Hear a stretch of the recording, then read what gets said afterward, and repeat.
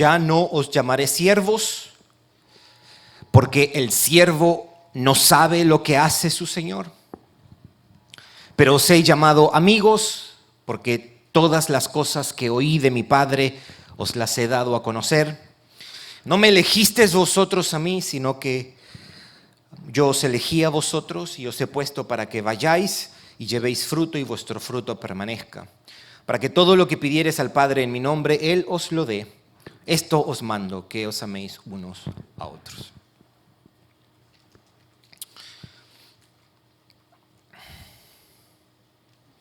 En estos días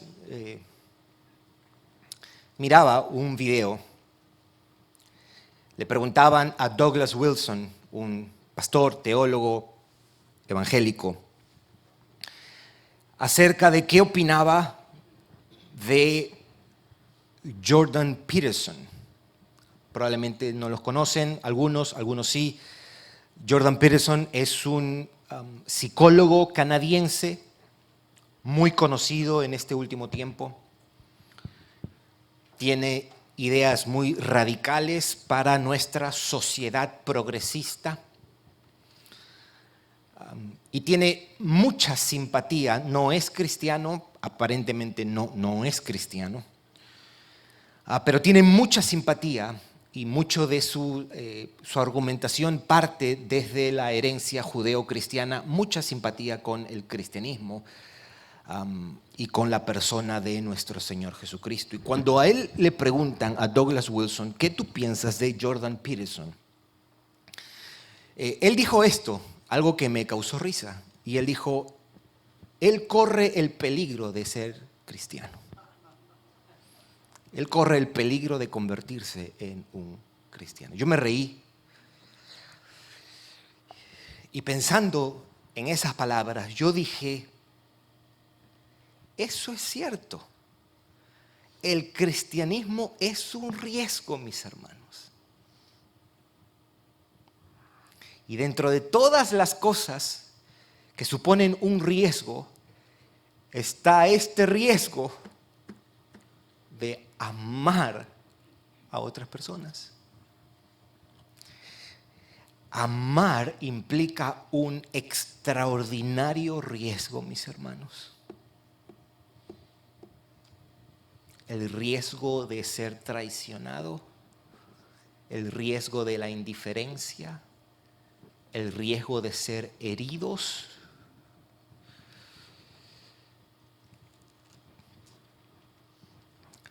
No sé si he leído esto en un sermón o si esto lo he compartido en un estudio bíblico o con los jóvenes en mi grupo. Pero quiero leerlo otra vez.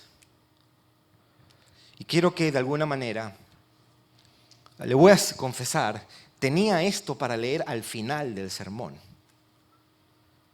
Ahora, cuando yo lo termine de leer, espero que usted entienda por qué lo estoy leyendo al comienzo. Él escribe en su libro C.S. Lewis, Los Cuatro Amores, The Four Loves. Él escribe acerca de que el amor es un riesgo y hay que ser vulnerables en esto. Y él dice esto: amar en absoluto es ser vulnerable. Ama cualquier cosa y tu corazón se retorcerá y posiblemente se romperá. Si quieres asegurarte de mantenerlo intacto, no debes dárselo a nadie,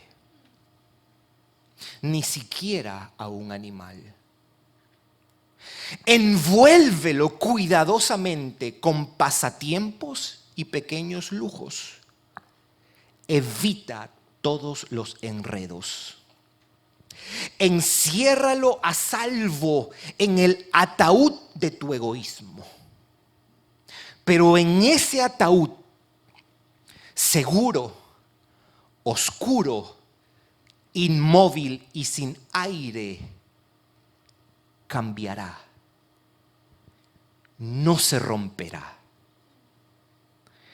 Se volverá irrompible impenetrable e irredimible. Amar es ser vulnerable. El único lugar fuera del cielo donde puedes estar perfectamente a salvo de todos los peligros y las perturbaciones del amor es el infierno.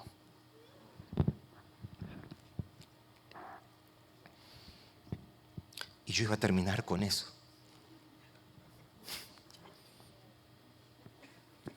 Solo pongo al comienzo porque decimos amén a eso. De las cosas que más nos hacen sufrir son las relaciones. Con todo lo, me imagino, y no quiero ser indolente con esto, con todo lo difícil que pueda ser llevar una enfermedad crónica, se sufre más cuando las relaciones sufren. ¿Por qué digo esto? Porque nosotros hemos venido escuchando a Cristo decir que nos debemos amar los unos a los otros. Debemos amarnos los unos a los otros. Yo había dicho la semana pasada que en estos versículos Cristo apela a dos aspectos de nuestra salvación para el llamado a amarnos unos a otros. Él apela a esto. Él menciona estos dos aspectos de nuestra redención para de alguna manera redondear el llamado que nos hace que tenemos que amarnos unos a otros. Nos llama, por ejemplo, o apela a la amistad que nosotros tenemos con Él y apela a la elección. A la amistad que tenemos con Él y a la elección.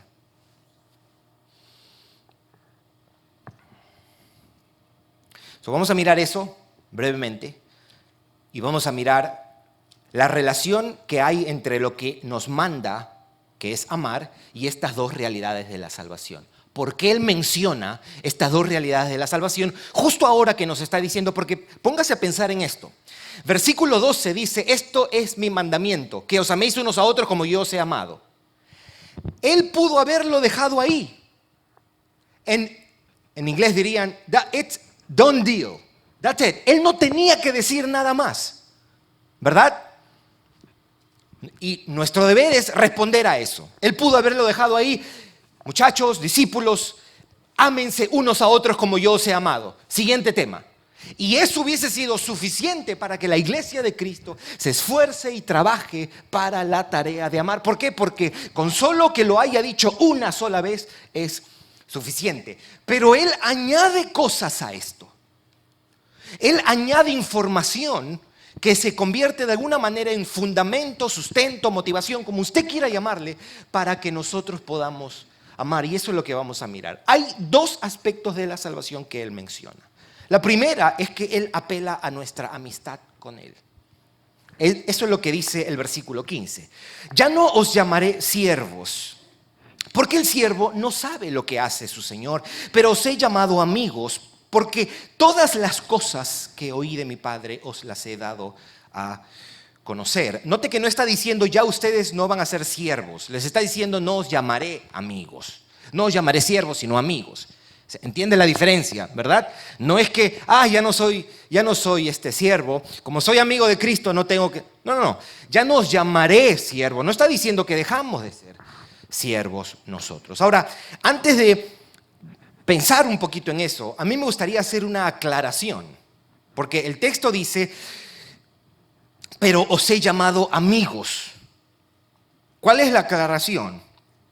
La aclaración es que lo que el hombre necesita es un redentor, no un amiguito. A veces se presenta a Jesús como ese amigo o esa persona que te entiende, que te tolera o ese mejor amigo. Se ofrece a Cristo muchas veces como si lo más importante que Él puede ser para el pecador es ser un amigo. Mis hermanos, Cristo antes de ser un amigo es un redentor.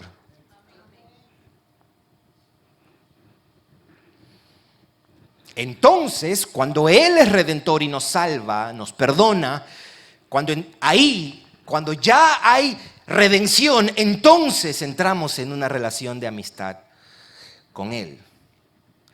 Los inconversos no necesitan un amigo, necesitan un Salvador. ¿Estamos, mis hermanos? Antes de tener una amistad con Cristo, el pecador se arrepiente, pone su confianza en Él para el perdón de sus pecados y la salvación de su alma. Quería hacer esa pequeña aclaración porque a veces nosotros podemos escuchar a personas, no, tú necesitas un amigo y ese amigo fiel es Jesucristo. Nada malo con las canciones que hablan de ese amigo de Jesús mientras usted entienda eso, ¿verdad? Pero hay veces ese es el tono que se le da. Cuando ofrecemos a Cristo, tú estás solo y has tenido amigos que te han abandonado y te has quedado solo, pero déjame decirte que Jesús es el fiel amigo de los hombres. Decimos amén, pero nos quedamos, ok, pero no es amigo solamente.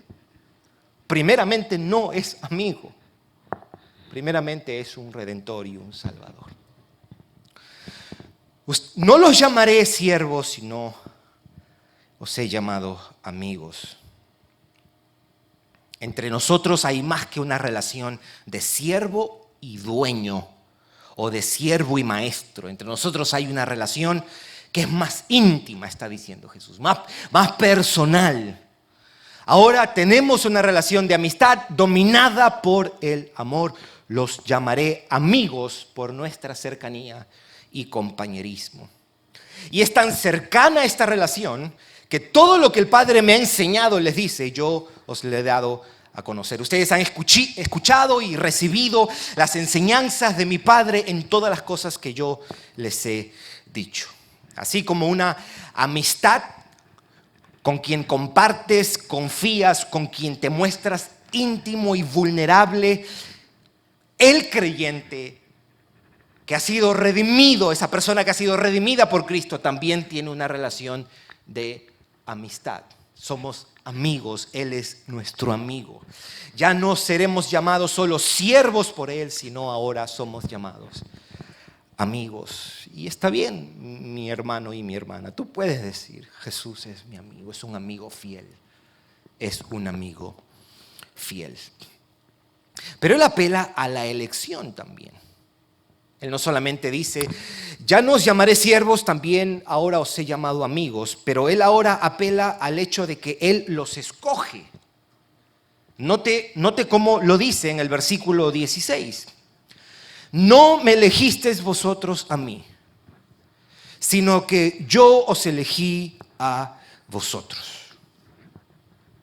Esto está en consonancia a toda la enseñanza de la Biblia.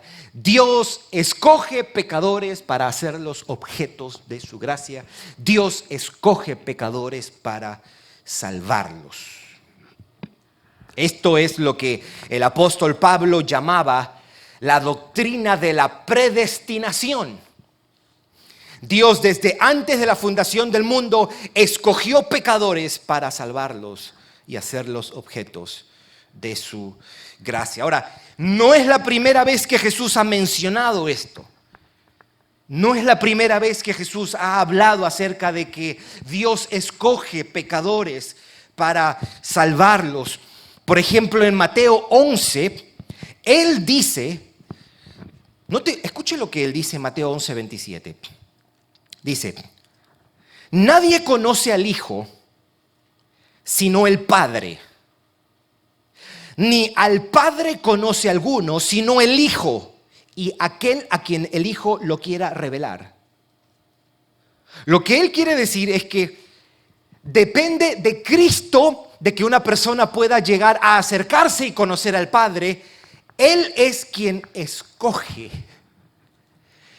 libre y soberanamente, voluntariamente. Él es quien desde antes de la fundación del mundo escogió pecadores para hacerlos objetos de su gracia. El mismo Pablo habla de esto, el mismo Pedro enseña en su carta, al menos hablando en el Nuevo Testamento. No me elegisteis vosotros a mí, yo os elegí a vosotros. Ahí está. Él apela a estos dos. Recuerde, versículo 12. Este es mi mandamiento, que os améis unos a otros. Y ahora viene y les dice, Él no ha dejado de hablar de esto. Y la razón por la cual yo digo eso es porque en el versículo 17 va a volver a repetir lo mismo. Él todavía tiene en mente esta idea de ustedes deben amarse como yo los he amado. Y Él menciona y dice que somos amigos de Cristo y menciona que fuimos escogidos por Él. Él apela al grado de comunión que tenemos y apela a la elección de pecadores para redimirlos. La pregunta que debemos hacernos es, ¿para qué Jesús les dice que los llamará amigos y que Él los escogió justo ahora que les está diciendo que deben amarse unos a otros? Vamos a ver de las dos cosas, de ambas cosas. Los llamaré amigos, no me elegisteis, yo os elegí. ¿Qué relación tiene esto con el mandato de obedecer? ¿Qué relación tiene esto con la idea de, o el mandato de, amarnos unos a otros? Y la respuesta sería que la relación tiene que ver con que Él quiere que nuestra amistad con Él sea la verdad que motive nuestro amor por los hermanos. Él no quiere una obediencia mecánica, Él no quiere una obediencia ciega, Él no quiere una obediencia monótona. No, Cristo desea una obediencia que esté motivada por el amor e incentivada por la cercanía que nosotros tenemos con Él, por esa relación de amistad que hoy disfrutamos con Él. Esto no se trata de hacerlo solo porque Él lo dice. Él quiere una obediencia gozosa, que esté motivada por nuestra amistad y nuestro amor con Él. No quiere Él que nosotros cumplamos esto como un esclavo, como un asalariado, que hace las cosas solo porque tiene que hacerlas. Yo creo que nosotros no deberíamos mirar esto, mis hermanos, como una sentencia de la que no puedes librarte.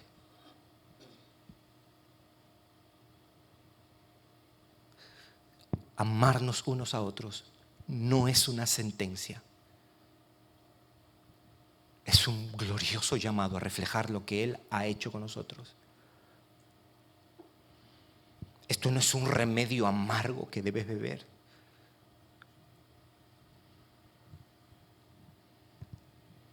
Aquí no tenemos una orden que obedecemos ciega y mecánicamente. Todo esfuerzo que hacemos debe ser una respuesta a la realidad de nuestra redención. Todo fruto que damos, todo sacrificio que nosotros ofrecemos, toda obediencia y entrega a Él debe ser una respuesta a la realidad de nuestra amistad con nuestro Señor Jesucristo. Una respuesta a la realidad de lo que somos. ¿Qué somos?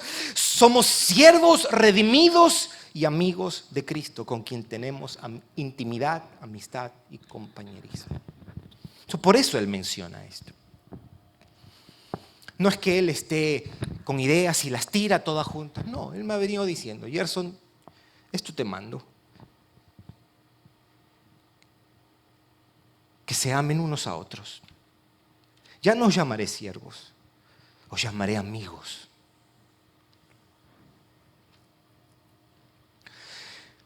Eso es lo primero.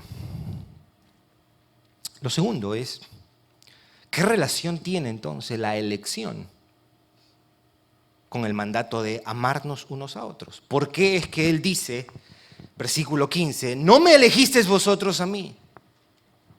No me elegisteis vosotros, versículo 16 más bien, sino que yo os elegí a vosotros.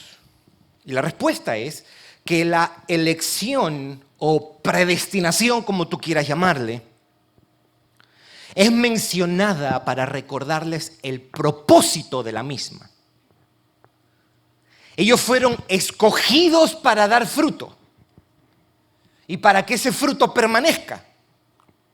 ¿No es lo que dice el texto? No me elegiste vosotros a mí, sino que yo os elegí a vosotros y os he puesto para que vayáis y llevéis fruto.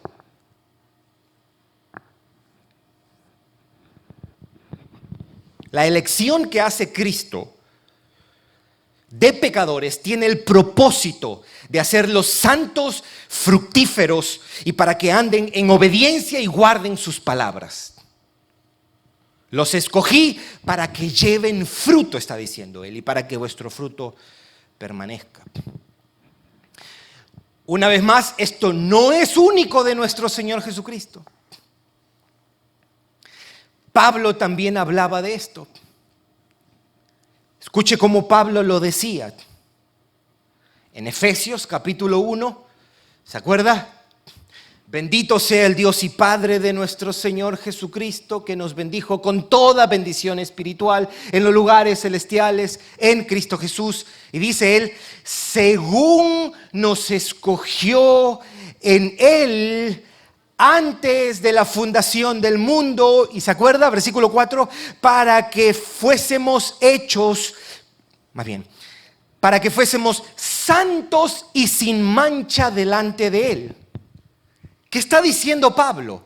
Pablo está diciendo, Gerson, yo te escogí, pero te escogí con un propósito, para que seas santo y sin mancha, Efesios 1:4, para que camines en santidad. Note cómo Pablo lo dice a los romanos. Él dice, a los que antes conoció, también los predestinó. La relación que hay entre, a veces se utiliza como sinónimos, la palabra elección, a veces se utiliza como un sinónimo de predestinación, y yo creo que es legítimo, pero la diferencia entre una y la otra tiene que ver en que una habla de la acción de Dios y la otra habla del propósito de Dios. La acción de Dios es elegir, el propósito, predestinación, destinarlos para algo. ¿Y para qué Dios elige pecadores? Para hacernos como Cristo Jesús, para hacernos santos, para hacernos sin mancha delante de Él, o para usar las palabras de Jesús, para que llevemos fruto. Hay una relación entre mencionar la elección y el llamado a amar, el llamado a la obediencia y a la santidad, y es esto. De que cuando Dios nos escogió para que le sirvamos, seamos santos y le amemos. Para que seamos gente santa como su Hijo, que camine en santidad y obedezca.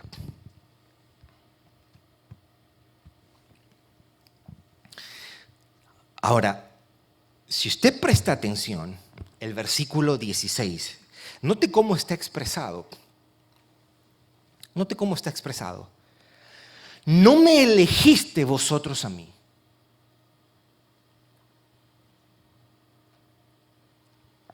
Esto es evidente que sirve para corregir una idea errónea en los discípulos. Porque si les dice, no me elegiste vosotros a mí, ¿qué necesidad había de decir? Él pudo haber dicho directo, yo los elegí a vosotros. No, él está tratando de corregir una idea errónea. ¿Cuál es la idea errónea? De que ellos escogieron a Cristo. Es como que Él les está diciendo, esto del cristianismo no es una idea de ustedes. Esto de seguirme no es una decisión de ustedes. Esto no es el estilo de vida que ustedes optaron por vivir. No. No me eligieron ustedes, yo los escogí. Es como diciendo, esto es la realización de mi plan. Esto de seguirme y ser cristianos es el cumplimiento del deseo de Dios de redimirlos.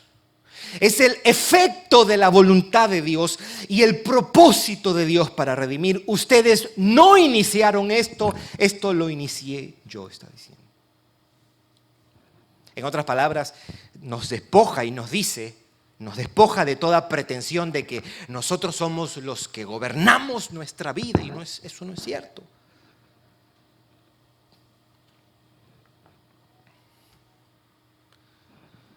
Fue el Señor que nos atrajo, fue el Señor que nos escogió, Fue el Señor que nos miró con misericordia y nos salvó. ¿Por qué lo seguimos ahora? Porque alguien pudiera decir, no, es que tú no me entiendes. Cuando empezó Día de Adoración y yo enseñando lo que era el orden de la salvación, había una señora que decía,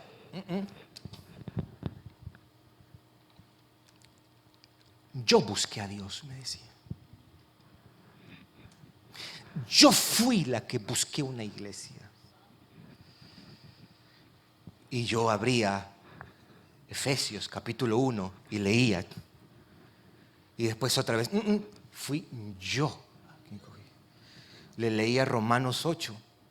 Le leía Juan 15. Nuestra búsqueda fue un efecto de esa búsqueda inicial y decisiva que Dios logró el día que Él nos salvó. Y a aquellos que ya estamos en Cristo y salvos, el Señor sabe lo que nos dice: buscadme y buscadme de todo tu corazón, porque así me vas a hallar. ¿Te acuerdas? Jeremías 29:13. Me buscaréis y me hallaréis. Eso no es para el mundo, mis hermanos, porque no hay quien busque a Dios, no hay quien haga lo bueno. El hombre no busca a Dios a menos que Dios cambie su corazón, abra sus ojos, le dé nueva vida. Entonces despierta y dice: ahora yo quiero buscar de Dios. No me elegisteis vosotros a mí. Si esto nos ayuda a bajarle un poco las revoluciones de que, wow, pero qué buena decisión yo tomé. Yo soy un hombre increíble, recto, y he tomado buenas decisiones en mi vida. Y mira, ahora aquí estoy en Cristo y voy para el cielo. Y qué bonito, yo soy una persona increíble. Relax. Jesús diría: no me elegiste a mí. Eres absolutamente impotente. No te podías salvar, y a menos que yo te atrajera, no había esperanza para ti. ¿Verdad? ¿No nos quita eso jactancia? Eso debería humillarnos. Eso debería humillarnos. Nuestro orgullo recibe un balazo, un golpe, pero fatal, cuando nosotros agarramos y la elección. Yo te escogí, Gerson. Estaba muerto. Un muerto no responde, un muerto no entiende. Si usted está en Cristo, la gloria es para Dios, porque Él lo escogió antes de la fundación del mundo. ¿Para qué? Para que lleves fruto.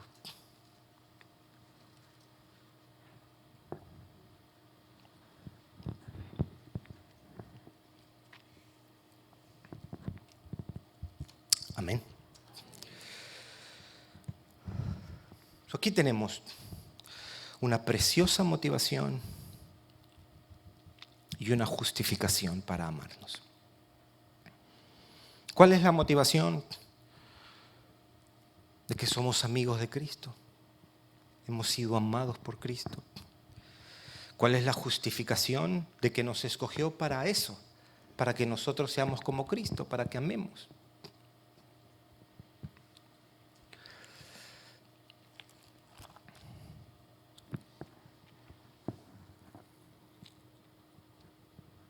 Si usted está diciendo, ¿y tú no vas a decir nada acerca del versículo 16 al final?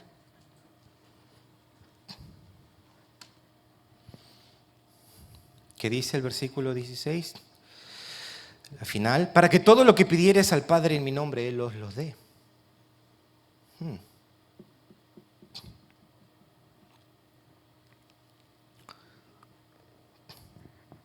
Para que todo lo que... ¿Qué hacemos con eso? ¿Qué hacemos con eso? No es la primera vez que lo menciona en ese discurso, pero aquí dice algo que no dijo en el anterior. Aquí dice, leamos el versículo 16. Tomemos esto, como dicen en inglés, face value. Ahí, lo que nos ha dado. Versículo 16. No me elegisteis vosotros a mí, sino que yo os elegí a vosotros y os he puesto para que vayáis y llevéis fruto, y vuestro fruto permanezca. ¿Para qué? Para que todo lo que pidieres al Padre en mi nombre lo dé. ¿Para qué? Hay una conexión ahí. No es que a Jesús le dio un lapsus y metió eso ahí. Aquí un intento para ver qué podemos hacer con esto. Creo que hay una aparente relación entre dar fruto y la disposición de responder oraciones. Lidie con Juan. Hay una aparente relación entre obedecer a Cristo, amar a los hermanos y la disposición que Dios tiene de responder oraciones. Nuestra pregunta puede ser formulada así. Usted y yo estamos en casa, el plan de lectura de la iglesia llega a Juan capítulo 15, estamos en nuestra sala o en nuestro carro o en nuestra habitación y llegamos ahí y la pregunta pudiéramos hacer es, ¿será que muchas de mis oraciones no reciben respuesta porque no estoy dispuesto a dar fruto? ¿Obedecer y amar a los hermanos? Ahora, antes que usted se erice, nosotros sabemos que todo lo que Dios nos da es por gracia y no en base a nuestra obediencia. ¿Estamos claros en eso? No es que me gano su favor si me porto bien, o que gane puntos y merezca sus beneficios. Porque, mis hermanos, incluso si Él responde a nuestra oración a causa de nuestra obediencia, no deja de ser un acto de gracia y misericordia. Dios no le debe respuesta de oración a nadie. Pero el solo hecho de nosotros tener a Dios por Padre, de tener acceso a Él y pedirle en el nombre de Jesús y recibir de Él, a causa de nuestra obediencia, es todo junto el efecto de su gracia. Pero yo no quiero evadir la conexión que Jesús está haciendo aquí. Creo que podemos decir legítimamente que si llevamos frutos, Dios oye nuestras oraciones. Si no llevamos fruto, Dios puede decidir no responder a nuestras oraciones.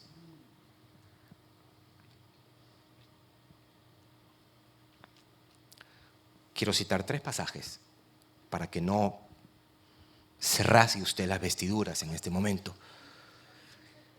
Antes de rasgarse las vestiduras, quiero invitarte 3 pasajes que nos muestran cómo la obediencia muchas veces está conectada en nuestra habilidad de recibir respuesta a las oraciones de Dios. Y eso no se constituye en un merecimiento. Sigue siendo gracia que Dios escuche nuestras oraciones y vea nuestra obediencia y le responda. 3 textos. Si me quiere acompañar, si no, yo lo leo. Proverbios 28, versículo 9. El que aparta su oído para no oír la ley, ¿qué dice? ¿Usted ve la relación que hay ahí? Es como diciendo, si tú no me oyes cuando yo te digo que ames, yo no te voy a oír cuando tú me pidas algo. ¿Puede hacer eso Dios? Está en su derecho. El que aparta su oído para no oír la ley, su oración también es abominable. Segundo texto, Santiago capítulo 4, versículo 3. Santiago 4, versículo 3. El contexto de estas palabras es de que ustedes se pelean, le dice a los creyentes a quienes les escribe, ustedes se pelean y constantemente por vuestras pasiones, porque tienen pasiones pecaminosas entre el egoísmo, la codicia, y por eso entre ustedes se pelean, dice él. Y el versículo 3, note lo que dice, ¿por qué es que algunos no reciben peticiones? Pedís, ¿y qué? Esto es extraordinario porque la misma Biblia que dice esto también me dice, pedid y se os dará, buscad y hallaréis, tocad y se os abrirá. Y aquí me dice, pedís y no recibís. Y no está pidiendo dinero aquí para sellar la oración. No es, haz un pacto para que Dios te responda. No, este texto me dice, porque pedís mal. ¿Cómo que mal? Para gastar en vuestros deleites. ¿Será que Dios no responde porque a veces ve motivaciones o pasiones en mi corazón que son las que están motivando esa oración? El texto sugiere eso. Y la última, con el permiso de las hermanas y las casadas, esto es un tiempo entre los hombres.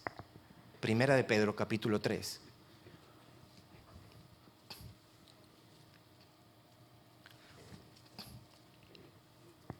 Versículo 7. Escuche cómo lo dice. Vosotros maridos, ¿dónde están aquí? ¿Estamos maridos? Sí, muy bien, muy bien.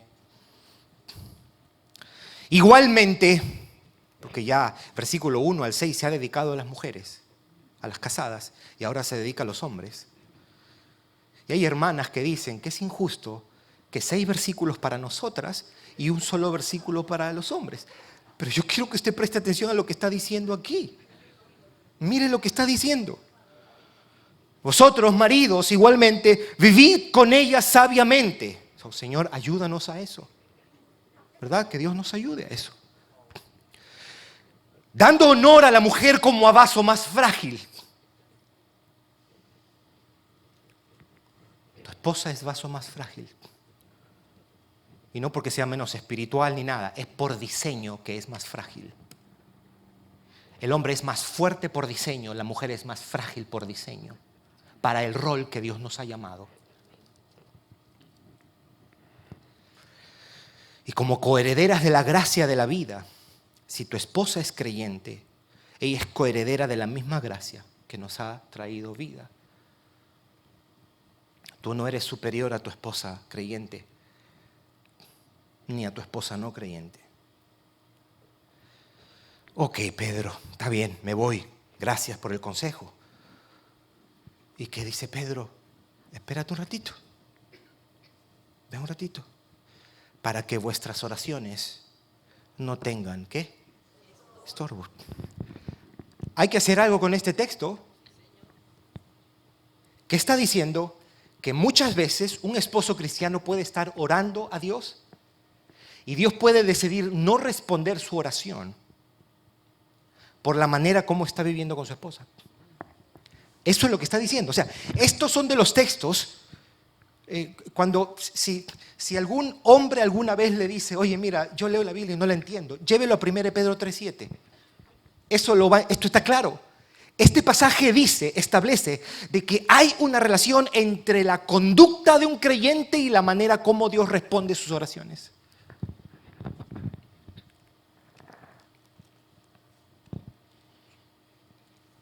Podemos concluir que quizá muchas de nuestras oraciones no son respondidas y la razón puede ser la codicia, el egoísmo, la envidia de nuestro corazón. Dios no responde oraciones que nacen de corazones llenos de codicia, ambición, egoísmo o envidias.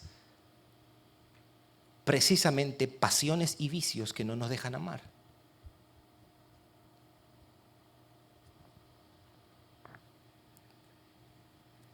Pedro dice, vivan sabiamente, porque de eso depende también alguna de sus oraciones. A veces nuestra conducta afecta nuestra efectividad en la oración, mis hermanos. La pregunta sería, ¿será que algunas veces, o muchas o algunas veces, mis oraciones no reciben respuesta porque no estoy dispuesto a dar fruto, a obedecer o amar a los hermanos? Esto está puesto aquí para ayudarnos a tener seriedad acerca del tema.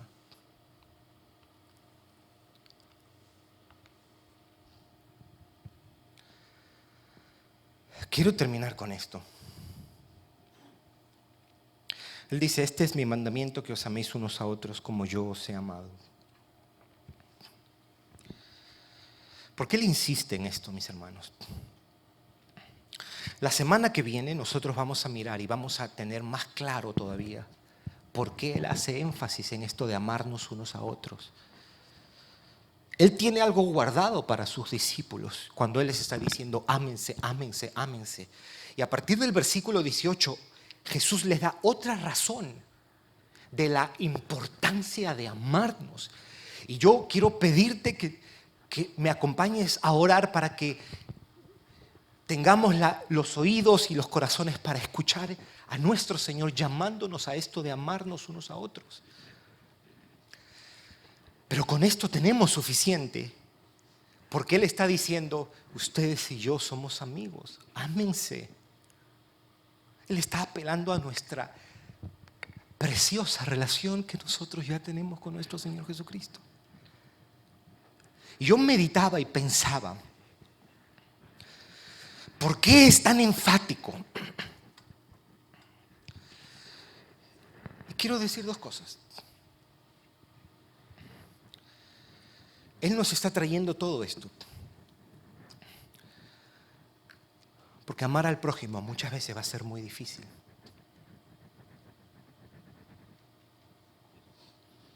¿Verdad? Y nosotros necesitamos terreno firme donde pisar, motivaciones sólidas para amar.